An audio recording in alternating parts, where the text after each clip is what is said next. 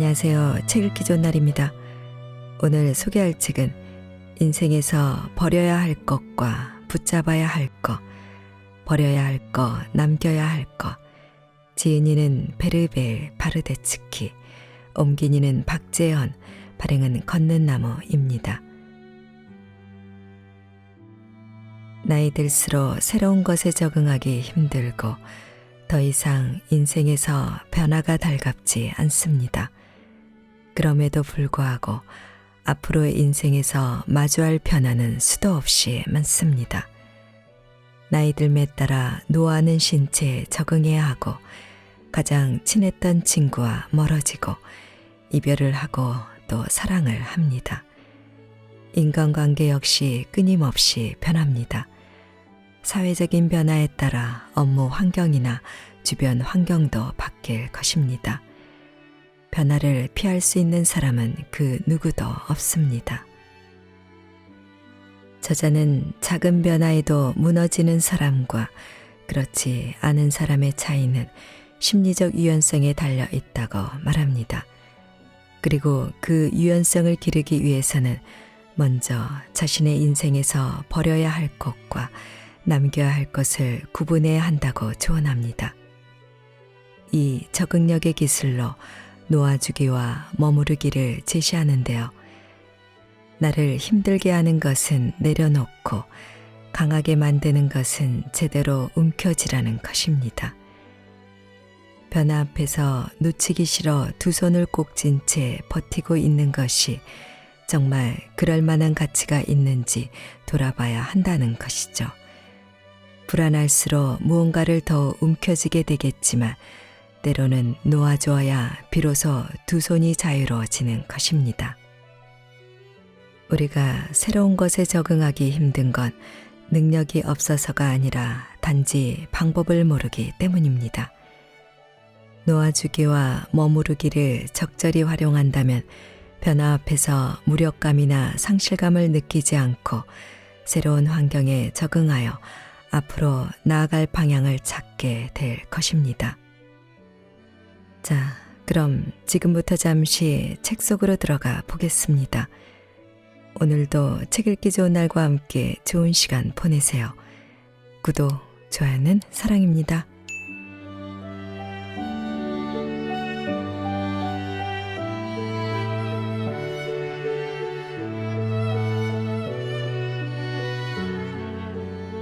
인생에서 버려야 할 것과 붙잡아야 할 것. 변한다는 것, 무언가는 버려야 하는 일. 변화의 시계는 우리가 가진 생기와 내면의 조화 중 일부가 일시적으로 소멸될 수 있다. 익숙했던 안정감이 일련의 사건들로 인해 깨져버리기 때문이다. 단조로움이 깨지고 나면 그 전까지와 달라진 상황이 당신에게 새로운 균형을 만들어 나가기를 요구한다. 그래야만 성취감과 진정한 삶의 의미, 새로운 행복을 경험할 수 있기 때문이다. 인생은 끝없는 움직임과 변화의 연속이다. 개인적 발전은 성장과 소멸이 반복되며 나타나고 이는 평생에 걸쳐 일어나는 과정이다. 때로는 주변 환경에 영향을 받아 변화하기도 한다. 사회적 개체인 우리는 홀로 살아가지 않고 다른 사람들과 자연, 사회가 만들어낸 주변 여건과 지속적으로 교류한다. 그래서 우리는 자신과 세상을 일정한 방식으로 다루어 마음의 평화를 이룰 필요가 있다. 여기에는 끊임없는 적응, 경계 설정, 그리고 놓아주기와 머무르기가 요구된다. 변화를 시작하기 위해 가장 먼저 해야 할 일은 바로 놓아주기, 즉 무언가를 버리는 일이다. 인생에서 버려야 할 것을 구분하여 놓아주라는 뜻이다. 이 방법은 심리치료실 및 실존 치료법과 같은 인본주의 요법에서 가르침을 얻는 경우가 많다. 불교와 같은 종교에서 해답을 구하기도 한다. 정신적으로 놓아주는 행동은 심오한 내면의 처리 과정이다. 이는 편협한 생각이나 고착된 습관과 거리를 두어 내면의 평화와 심연의 존재를 얻게 해준다. 독일 마인츠 대학의 메이어 박사는 이렇게 말했다. 내면의 조화나 완전히 충족된 자아란 존재하지 않는다. 더욱 중요한 일은 놓아주는 일이다. 쥐고 있는 손을 펴면 무엇이든 잡을 수 있다. 변화는 새로움을 추구하고 오래된 것을 기피한다. 오래된 것 중 무언가를 포기하는 일은 매우 구체적인 실행법이다. 무엇을 포기하고 놓아줘야 하는지 또는 버려야 할 것이 무엇인지 정확히 알아야 하기 때문이다. 새로운 것을 위한 공간을 만들려면 먼저 오래된 것을 버려야만 한다. 새로운 것을 향한 갈망이 거셀수록 실행하기는 더 쉬울 것이다. 놓아주기로 했더라도 지금까지 꽉 쥐고 있기만 했던 손을 펴는 일은 쉽지 않아서 사전 준비 과정이 필요하다. 이 과정에는 오랜 시간이 소요될 수도 있다. 모든 것을 자세하게 살피고 자신을 속박하고 있던 관습이나 방해 요인을 찾아 제거해야 하기 때문이다. 의식적으로 무언가를 놓아보려는 행동을 취할 수도 있다. 이렇게 굴레를 벗어 던지려면 일단 내면의 자유와 힘이 뒷받침되어야 한다. 즉, 지나간 날에 충분히 공감하고 변화가 주는 감정을 인정할 때만 성공할 수 있다는 뜻이다. 아직 예전의 고통이나 슬픔, 분노, 젊음, 열정에 집착하고 있다면 놓아주길 바란다. 이러한 감정은 느끼고 표현하여 내재화하면서 작별을 고해야 한다. 그런 다음에야 과거는 비로소 끝이 나고 새 출발을 할 수 있다. 아무리 앞으로 나아가려고 노력한다 해도 과거의 덫에 걸린 채라면 그 노력은 무의미하다. 무언가를 놓아준다는 것은 생각보다 매우 복잡한 과정이다. 고지식함이나 굳어버린 관습처럼 우리 안에 겹겹이 둘린 울타리를 마주하는 일이기 때문이다. 무언가를 포기하고 멈추고 그동안 영향을 끼칠 수 없던 것까지 영향을 준다는 의미다. 놓아주기의 시작은 현재 일어나는 일을 인정하는 것이다. 당신 안에서 일어나는 저항이 아무리 거세더라도 예외는 없다. 실제로 놓아주는 일이 일어나는 시점은 맞서 싸우기를 멈추고 외면했던 문제에 관심을 가질 때다. 물론 세상은 여전히 불공평하다. 과거를 잘 붙들고 있었더라면 더 나은 삶을 살았을 거라고 생각할 수도 있다. 하지만 이런 생각은 지금의 상황을 더 나은 방향으로 이끌기는커녕 해답을 찾는 일을 방해할 것이다. 과거의 일에 집착하는 태도를 버려야 앞으로의 해결책을 생각하고 행동에 나설 수 있다. 놓아주기에 성공하고 나면 자유로워진 두 손으로 무엇이든 움켜쥐는 게 가능하다. 솔깃하지 않은가? 이미 지나간 일을 붙잡고 늘어지지 마라. 바꿀 수 없는 일에 매달리다 보면 앞으로도 성공하지 못한다. 과거의 불행이든 행복이든 예전 일을 계속해서 끄집어내는 것은 자신을 괴롭히고 자신의 행복에 회방을 놓는 행위일 뿐이다. 물론 놓아주는 일은 말처럼 간단한 게 아니다. 손쉬웠다면 모든 사람이 분명 그렇게 했을 것이다. 게다가 어쩌다 한번 성공했다 해서 그 효과가 영원한 것도 아니다. 놓아주기란 점차 자유로이 행동할 수 있도록 반복하여 훈련해야 하는 일련의 과정일 뿐이다. 그 안에는 피해자의 입장에서 머무르지 않고 스스로 자신의 행복을 책임진다는 의미가 포함된다. 과거에 대한 후회와 미래에 대한 두려움. 당신은 놓아주기라는 주제에 대해 어떤 생각을 하고 있는가? 아래의 질문에 대답해 보라. 내가 놓아주기 힘든 것은 무엇인가? 지금 내가 움켜쥐고 놓지 않는 일은 무엇인가? 쉽게 놓아줄 수 있는 일은 무엇인가?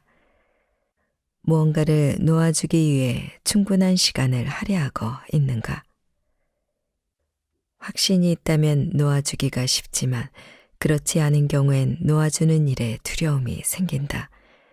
이제는 뜻대로 할 수 없게 된 일이 실패할지 성공할지 상황은 또 어떻게 흘러갈지 아무것도 알 수 없기 때문이다. 물건을 하나 가지고 있다고 상상해 보자. 손에 잘 쥐고 있는 동안 물건은 안전하고 망가질 걱정도 없다. 잡은 손에 쥐가 나더라도 이 손을 펼치면 물건이 바닥에 떨어질 것이라는 생각에 끝까지 버틴다. 최악의 경우에는 물건이 떨어져 산산조각 날 수도 있다. 그러나 푹신한 곳에 떨어진다면 아무런 손상도 가지 않을 것이다. 어쩌면 떨어진 물건 옆에 놓여있는 새로운 물건을 발견할 수도 있다. 많은 사람들이 바닥이 무엇으로 만들어졌는지를 알기 전까진 부정적 결말을 피하고자 놓아주기를 주저한다. 지금까지 해왔던 방식을 고수하는 사람들이 많다는 뜻이다. 비록 그것이 성공을 보장하지 못한다 해도 말이다. 예를 들어 일자리의 만족을 느끼지 못하고 있음에도 미래가 어떻게 될지 몰라 그만두지 못하고 있는 사람을 떠올려 보라. 이때 올바르게 놓아주는 방법은 지금의 직장이 내게 어울리지 않다는 사실을 충분히 인지하고 취업시장에서 어떤 기회를 잡을지 숙고하여 확신을 가지는 일이다. 그것이 좋은 결과로 이어질지 아닐지는 불분명하지만 적어도 지금 내가 맞지 않는 곳에 있다는 괴로움과 매일 반복되는 고민은 해결될 것이다. 사랑하는 사람에게 무슨 일이 생기거나 그들이 나를 떠나지 않을까 걱정하는 사람도 있다. 이런 이들은 걱정으로 인해 복통에 시달리고 고뇌에 휩싸일지라도 그런 생각을 멈추지 못한다. 이때 놓아주기는 사랑하는 사람을 믿고 상실에 대한 공포에는 어떤 경험적 배경이 있는지 알아내는 일을 뜻한다. 이렇게 문제를 다루어가며 짐을 덜어내는 것이다. 오늘 아침에 일어나 아직 오지도 않은 내일을 걱정하는 것은 인생의 낭비일 뿐이다. 어차피 막을 방법도 없다. 다가올 미래만이 아니라 과거의 일도 걱정거리가 된다. 충분히 예상 가능했던 실수를 저지른 나 자신이 원망스럽고 이로 인해 행복하기만 했을 미래를 위태롭게 만든 것 같아 속상하다. 그러나 이런 걱정 역시 인생의 낭비다. 이미 끝나버려 되돌릴 수도 없는 일에 힘을 쓰고 있으니 말이다. 그러면 우리는 도대체 왜 이렇게 매달리는 것일까? 실제보다 더욱 끔찍한 상상력. 산에서 길을 잃고 집으로 가는 방향을 찾지 못해 겁에 질린 남자가 있었다. 밤이 되자 사방이 어두워졌다. 자신이 어디로 가고 있는지 몰라 더욱 불안해진 남자는 겨우 발을 떼기 시작했다.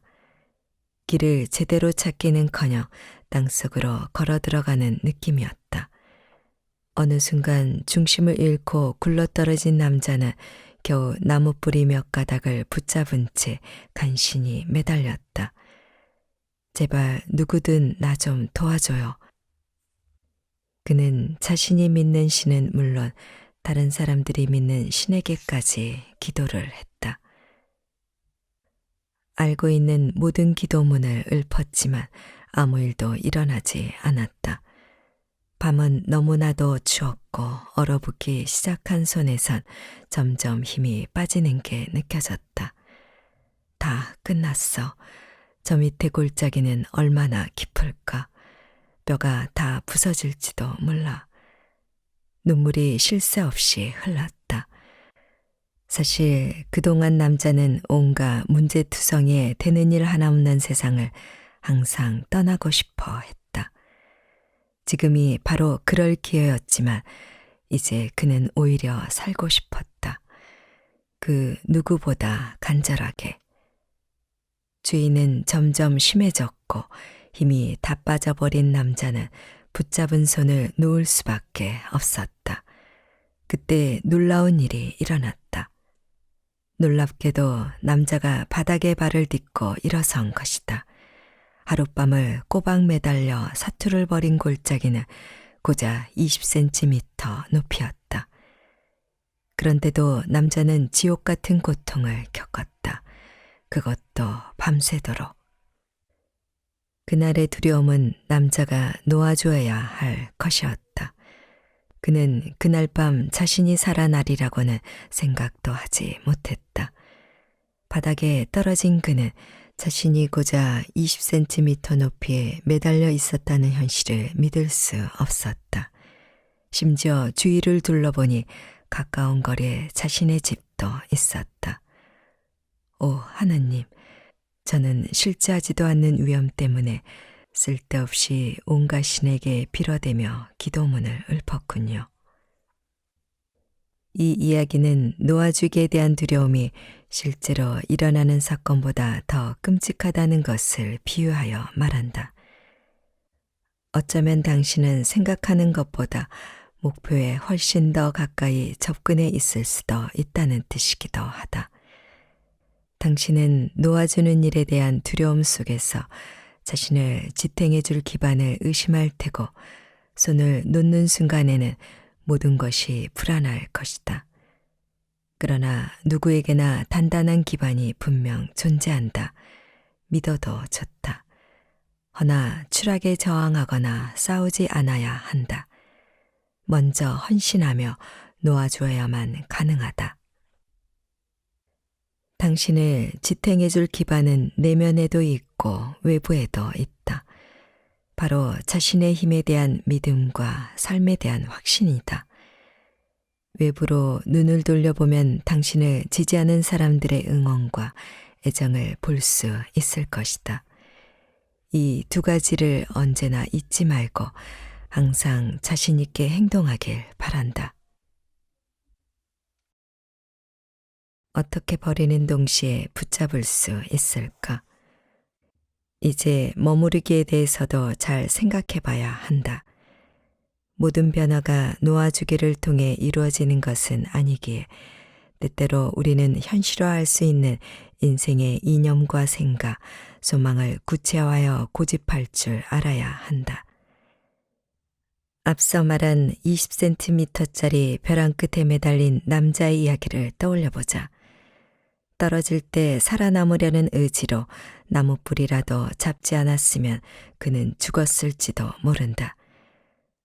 무언가를 놓아줄 때는 무너지지 않도록 무엇을 붙잡을 수 있는지를 알고 있어야 한다. 당신에게 중요한 것이 무엇인지 깨닫고 실현 가능하며 삶의 의미를 선사하는 것에 머물러라. 상담기법 중에는 자신의 문제에 깊이 몰두하고 변화를 위해 불편함을 견디는 능력을 규정하는 유의미한 고집이라는 개념이 있다. 힘들다고 바로 포기하지 말고 일단 버티면서 가능한 해법을 찾아보라. 이것이 불가능하다면 그때가 바로 놓아주어야 할 순간이다. 그럼에도 놓아주기와 머무르기라는 말은 모순적으로 들릴 것이다. 도대체 어떻게 놓아주는 동시에 머무르는 것이 가능할까? 손에 진 물건에 대해선 놓아버리거나 움켜쥐거나 둘 중 하나를 선택해야 한다. 그러나 심리 영역에서는 얘기가 달라진다. 괴롭게 하는 것은 놓아주고 당신의 목표를 강하게 만들어주는 것은 고수할 수 있다. 이런 방법을 통해 모순을 없애고 적응력을 높이며 힘든 상황을 극복하는 토대를 마련하게 된다. 이리저리 재는 것은 그만두고 마음의 소리에 귀 기울이기. 인생에 대한 확신은 이성보다 마음의 소리에 더 귀 기울일 수 있게 한다. 생테치페리의 소설서 어린 왕자는 이런 말을 했다. 오로지 마음으로 봐야만 정확히 볼 수 있어. 가장 중요한 것은 눈에 보이지 않는 법이야. 마음의 소리는 당신이 어디로 가야 할지, 어떤 것이 좋고 나쁜지 알려준다. 바쁘게 돌아가는 일상과 복잡한 사회적 구조, 꽤 규칙적인 일정, 극심한 통제로 혼란스러운 세상에서 이 소리를 듣기란 쉽지 않다. 아마 대부분 사람에게 생소한 느낌일 것이다.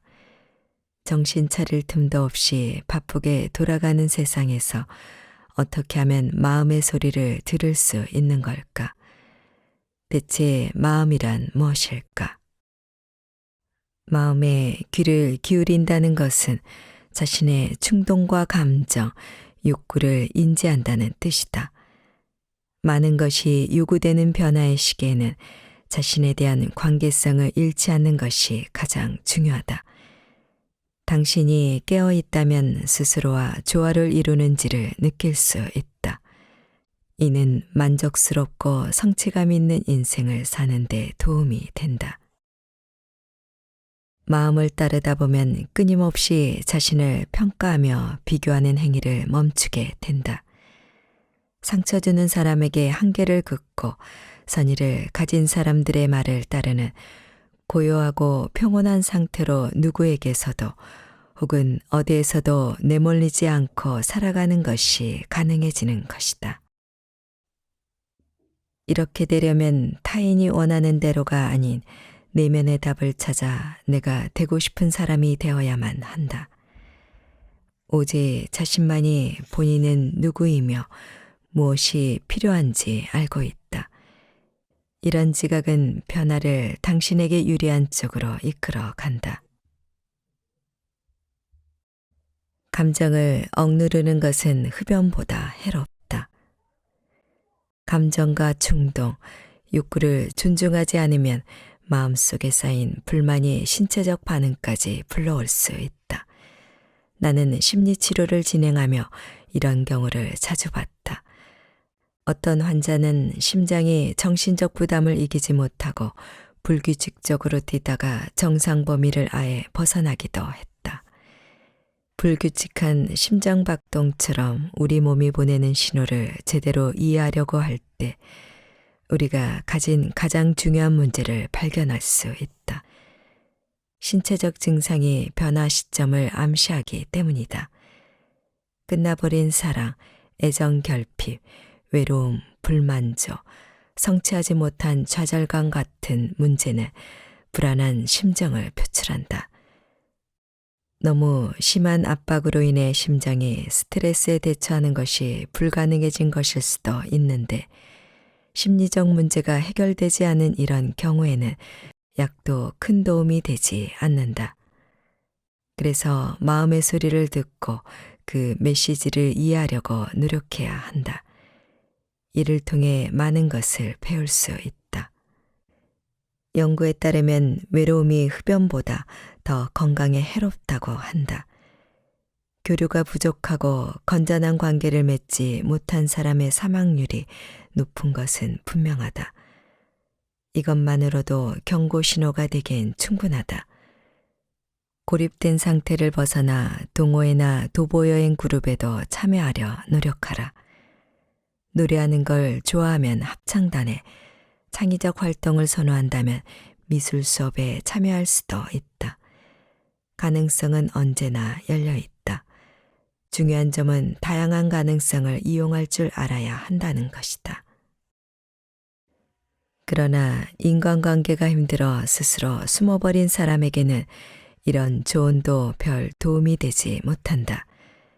평생 은둔해온 이들은 하루아침에 외로워진 것이 아니기에 이런 문제를 가볍게 끝내지 못한다. 이런 경우 사회불안장애를 겪는 사람들의 자주 집단 모임을 하는 것이 좋다. 두려움을 떨치고 자유롭게 타인을 대하는 치료가 도움이 될 것이다. 그러나 마음의 소리에 귀를 닫아버린다면 증상은 갈수록 심각해져 자신의 가장 중요한 문제에 집중하고 행동하는데 긴 시간이 소요된다. 놓을 줄을 몰라 늪에 빠진 사람들. 놓아주는 것 없이 머무른다는 것은 이미 지나가 버린 일을 붙잡고 있음을 의미한다. 현재 일어나고 있는 일과 앞으로 일어날 일에 마음을 열지 않은 상태인 것이다. 이럴 때 당신이 붙잡고 있는 것은 압박감과 부수적인 것들이다. 무언가를 간절히 원할 때 우리는 매우 고집스러워진다. 특정 생각이나 기대를 물고 늘어지며 지금 상황이나 실현 가능성 따위는 고려하지 않는다. 이런 맥락에서 나는 항상 종아리를 무는 개의 이미지가 떠오른다. 물론 인생의 방향을 잡기 위해 영감이 요구되는 경우도 있다. 그러나 필요한 경우엔 방향을 트는 유연성도 있어야 한다. 붙들고만 있으면 적응력을 잃어버리고 만다. 개인적으로 나는 무언가를 놓아주었을 때 새롭고 긍정적인 일이 생기는 것을 체험했다. 무조건 붙잡고 있는 것은 현실을 고려하지 않고 이상만 쫓는 행위다. 목표를 달성하는 데 현재 필요한 조건이 제공되지 않는다면 똑같은 방식으로 노력하는 건 아무 소용이 없다. 목표를 염두에 두고 새로운 방법을 찾거나 목표를 바꿔야 한다.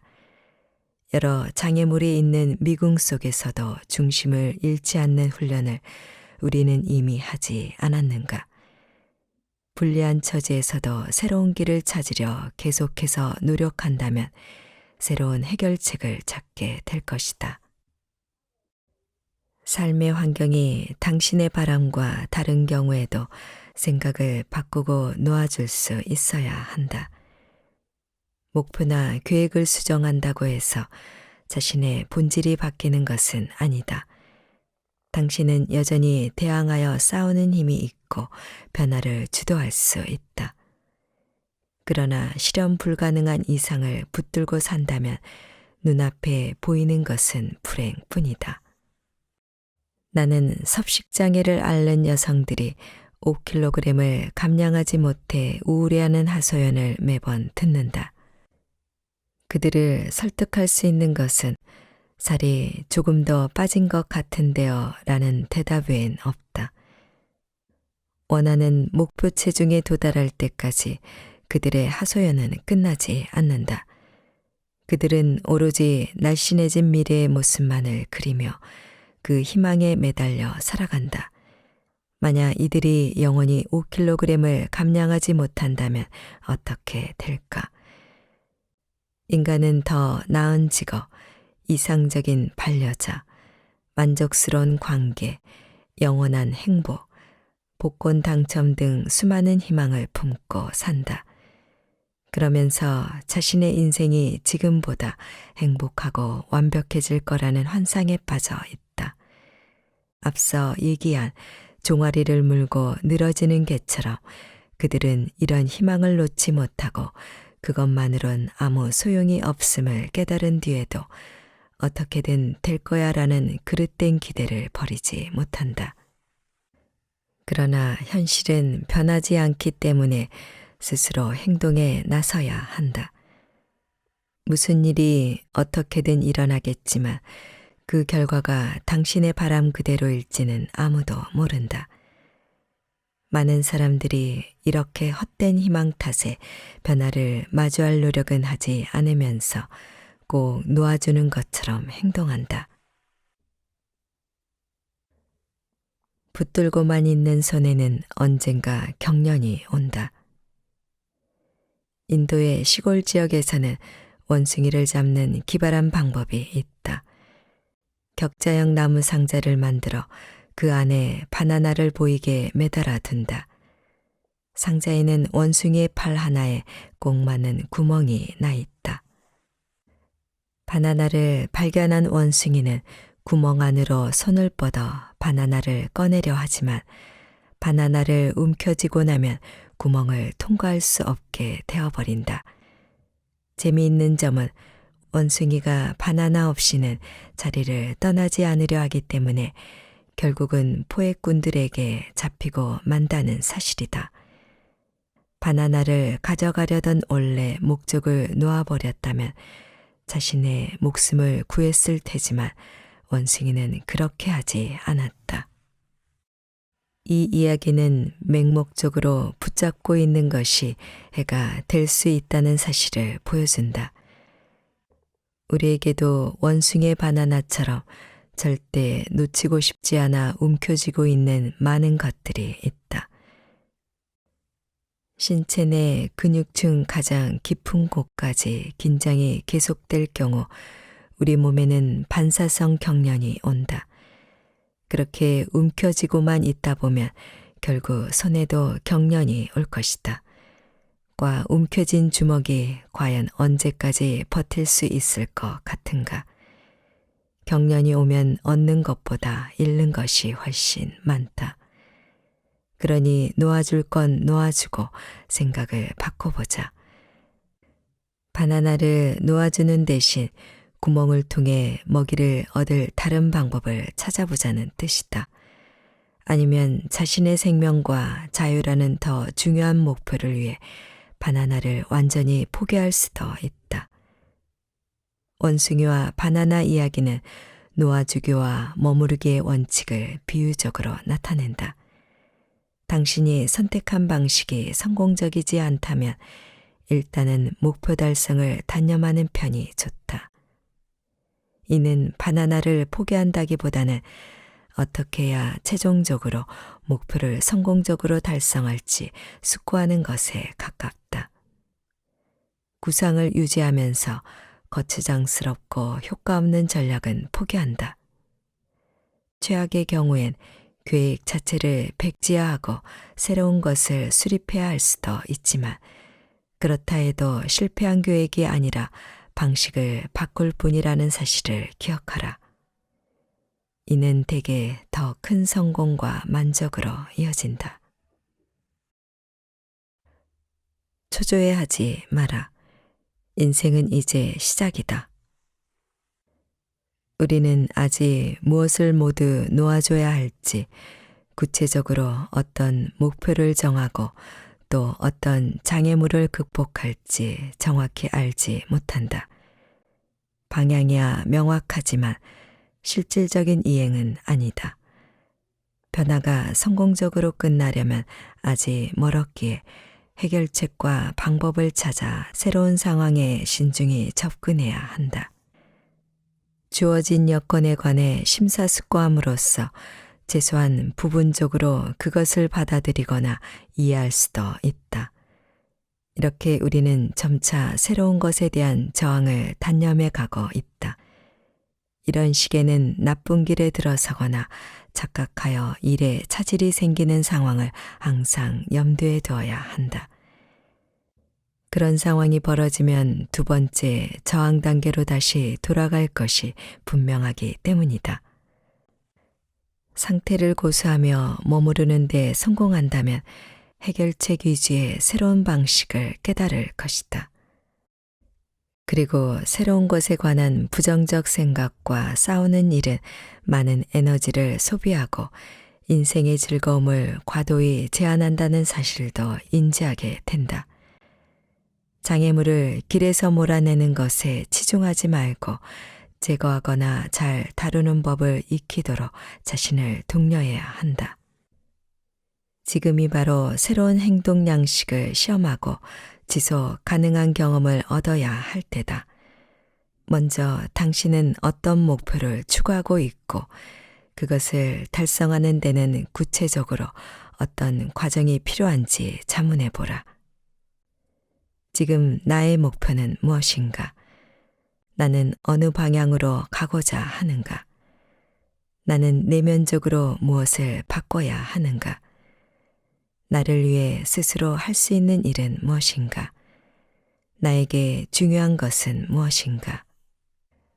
많은 장애물을 극복했지만 발에 차이는 걸림돌 같은 방해물은 여전히 존재한다. 아직 목표에 다다르지 못했더라도 변화를 수용하려는 당신의 희망은 점차 커지고 있으며 그것이 좋은 결과를 가져올 수도 있다고 생각하라. 이 단계가 끝나면 새로운 상황과 이상적으로 조화를 이루고 새로운 방향에 관한 생각을 발전시키기 시작한다.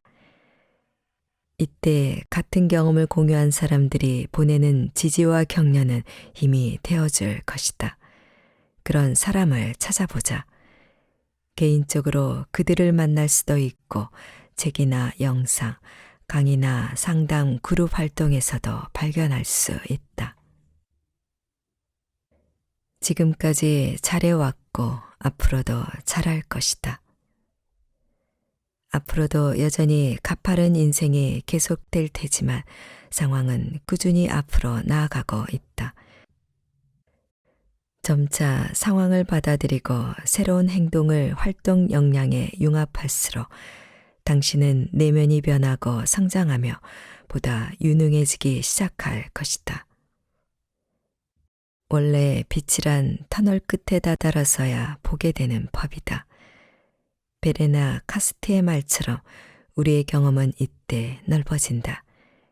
이 말은 개인적 경험이 더욱 풍부해지고 내면의 시각을 넓힐 수 있으며 트라우마나 상처 입은 감정을 융합하여 새로운 관점을 보게 된다는 뜻이다. 앞서의 변화 모델에 등장하는 사람은 새로운 것을 향해 손을 내민다. 그 길이 옳다는 사실을 느끼고 있기 때문이다. 좋은 것과 새로운 것은 발전할 수 있다. 새로운 것이 우리 안에 형성되고 변화와 조화를 이룰 때까지 우리는 시간을 가지고 인내해야 한다. 그럴 수 없는 사람은 더 이상 앞으로 나아가지 못한다. 변화 과정이 좋은 결론을 내리는 데는 오랜 시간이 걸리기 때문에 너무 일찍 포기해서는 안 된다.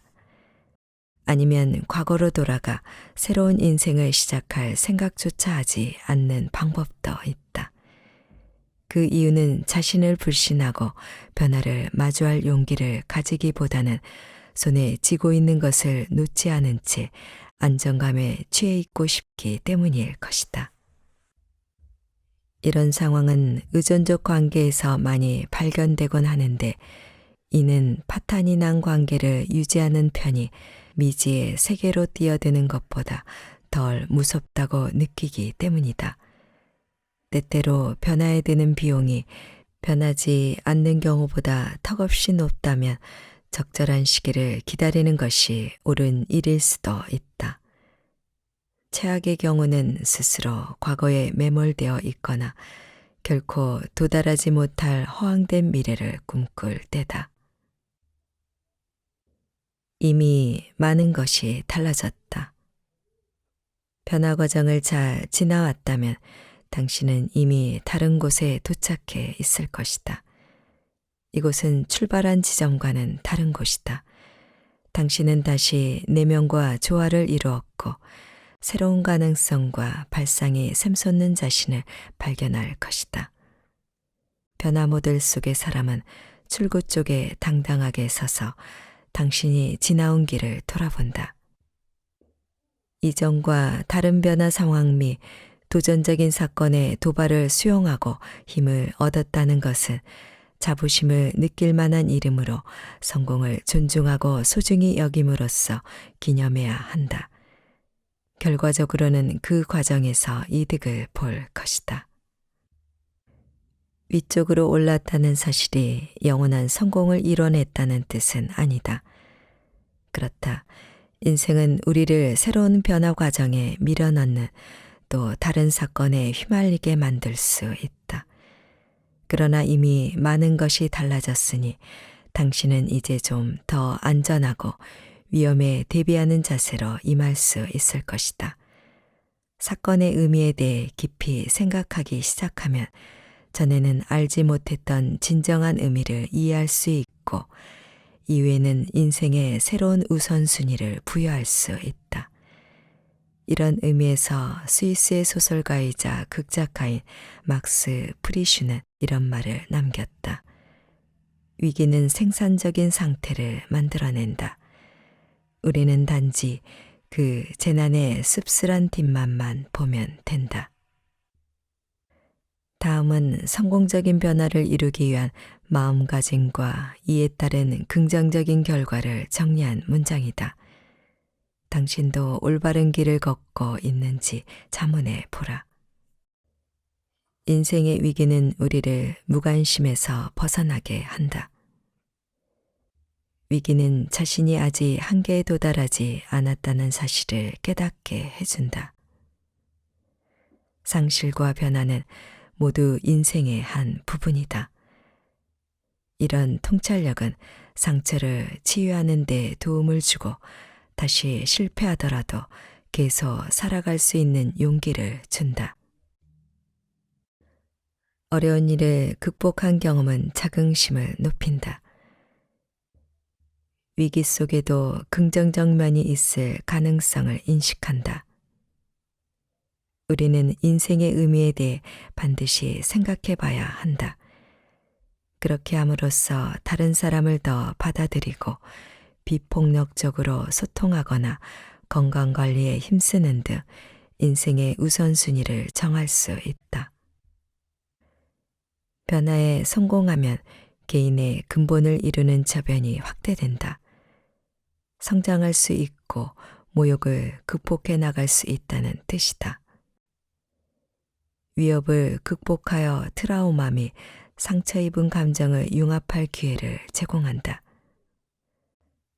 발전을 거치는 과정의 마지막에 우리는 시작할 때와는 다른 지점에 서게 된다. 건설적인 방법으로 변화를 완성할 때 그 기회는 성장이자 이익이 된다. 바꾸거나 내버려 두거나 사랑하라. 여유는 변화에 대한 적응력의 일부에 속한다. 라인홀트 니부어는 여유로움의 온전한 본질에 관해 다음과 같이 이야기한다. 하나님은 내게 여유를 주시고 내가 바꿀 수 없는 것들을 받아들이게 하시고 내가 바꿀 수 있는 것을 변화시킬 용기를 주시고 서로를 구별하는 지혜를 주신다. 여유는 통제와 권력의 대극에 있지만 방관이나 무능을 의미하진 않는다. 우리는 시간을 갖고 인내하며 기다릴 수 있을 때 여유를 배운다. 바꾸지 못하거나 원하지 않는 것을 받아들이는 경우에도 마찬가지다. 저항을 멈추고 자신을 믿어라. 영향력을 끼치지 못할 것에 쓸데없이 힘을 낭비하지 말고 능력 밖의 것을 억지로 바꾸려고 하지도 마라. 누군가의 사랑이나 애정은 힘으로 강요할 수 없으며 그저 바랄 수만 있을 뿐이다. 경험은 내적으로 기꺼이 포기할 것을 가르쳐준다. 필사적으로 움켜쥐고 반드시 갖고 싶어하는 많은 것들의 대부분은 자신의 것이 되지 않는다. 여유는 불안에서 벗어나는 것을 의미한다. 경험적으로 두려움과 불안을 제거하는 것은 불가능하다. 하지만 그것들이 반복해서 몰려왔다가도 이내 사라진다는 사실을 받아들일 수는 있다. 이것만이 평안을 찾는 길이다. 감정과 싸우다 보면 상태는 더 나빠지고 더 큰 불안에 빠져버린다. 여유로워지려면 정신적 및 신체적인 관계와 접촉이 필요하다. 안정을 느끼고 내면의 긴장이 풀어지는 사람이나 장소가 도움을 줄 것이다. 여유는 불안을 감수하는 관용이자 모든 것이 항상 순조롭게 진행되지 않음을 알고 받아들이는 자세이기도 하다. 인생은 금방이라도 바뀔 수 있다. 미래에 있을 재앙을 상상하며 일어날 사건을 걱정하는 대신 현재를 살아가야 한다. 지금 이 순간을 즐기고 그것에 감사하자.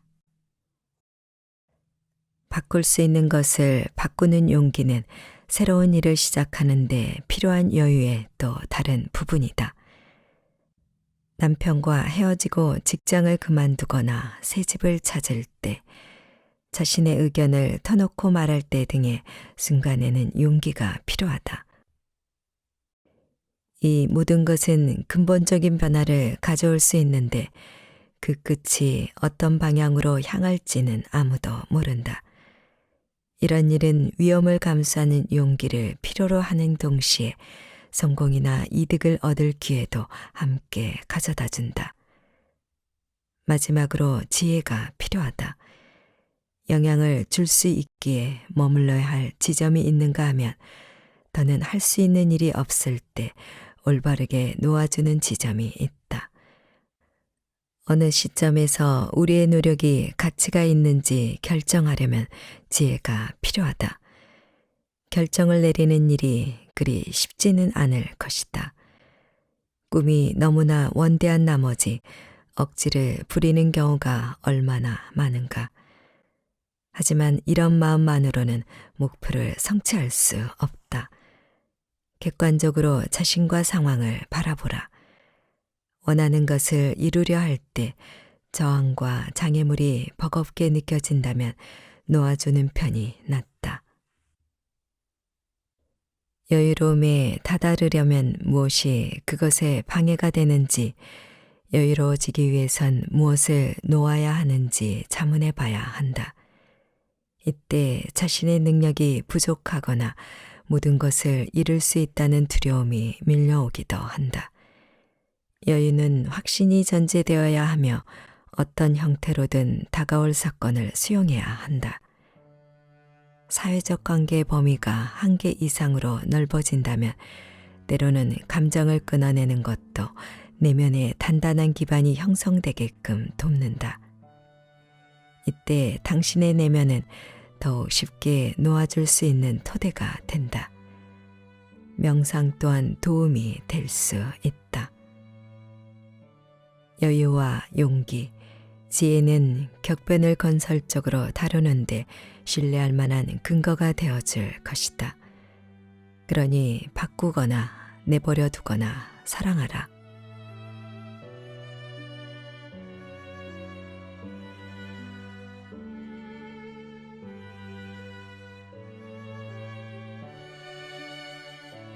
책 읽기 좋은 날, 오늘은 버려야 할 것, 남겨야 할 것을 보내드렸습니다. 감사합니다.